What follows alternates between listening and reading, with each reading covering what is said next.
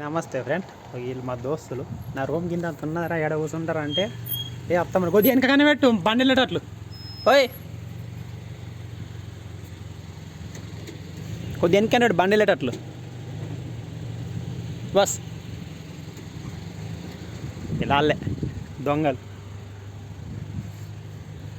ఇలా అందరు రూమ్ ఏడ కూర్చుంటారా అంటే కూర్చుంటాం. ఎట్లా కూర్చుంటారు, చిన్న ఉన్నది రూమ్. ఇలా వట్టరే నలుగురు వట్టరే అద్దానంగా అత్తరు. అయినా పిల్లాడు పెద్ద మనిషి అయిన మెయిన్ ఆయన శశన్న.